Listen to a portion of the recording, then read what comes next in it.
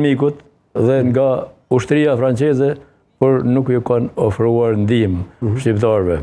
Posaçërisht femnat kanë kërkuar ndihmë. Kur e kanë kry masakrën kriminalët, atëherë i kanë marrë të plagosërit francez me autoblindat e tyre, i kanë dërguar në spitalin Marakjen, që ka qenë një spital i improvizuar në lagjen Bajr, ku ka qenë ish kazerma e ushtrisë sërbe. Atje i kanë vendosur? Po atje i kanë qenë në spital. Në çfarë rrethana në zoti Barani pati ndodhur ajo?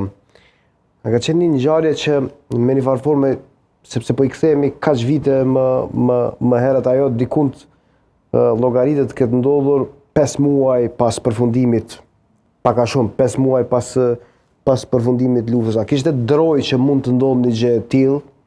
A kishte droj që shqiptarët mund të sulmoheshin në pjesën veriore të Kosovës? Po flas për kontekstin e asaj periudhe, në një moment kur ushtarët francezë e kishin vendosur që urën e Ibrin ta ndajnë ndërmjet veriut edhe jugut. Jo, ura e Ibrit janë qitë telat gjembor në urë me 26 qershor nga ushtria franceze. Po duhet me u kthy pak me 2 shkurt, ku janë bo evidentimi i banesave dhe shtëpive të shqiptarëve gjatë ditës 2 shkurtit, në gjitha pjesët e qytetit. Kush e ka bo këtë evidentim? Se okupuar e kanë bo civil sërb të armatosur, shtëpi me shtëpi, banes me banes, i kanë evidentu ku janë shqiptarët të vendosur. Dhe paraprakisht para kësaj, me 19 shtator, e kanë në 99-ën, e kanë sulmuar shqiptarë që u kthyn nga lufta në lagjen Kroj i Vitakut.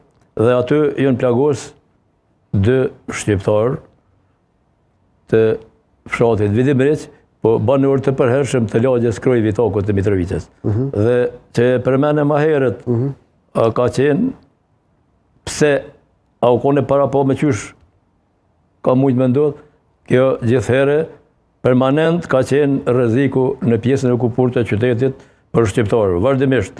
Edhe për të tjerë, po posaçërisht për shqiptarë me përjashtim të serbëve.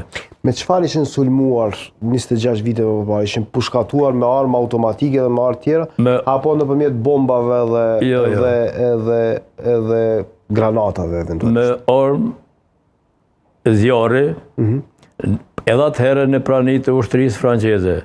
Edhe këto mos ta harrojmë, sepse ushtria franceze Sahid Behramin e kanë plagos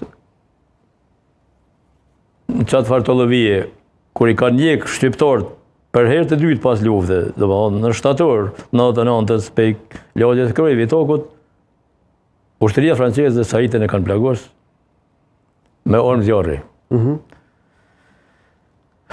Për ata edhe gjithherë, atje ka qenë shumë ma vështirë se me qenë të burgosur, sepse në burg s'paku janë të sigurt të burgosurit, po aty nuk kanë qenë asë njëherë banorët jo sërb të lirë në pjesën e okupuar të Mitrovicës.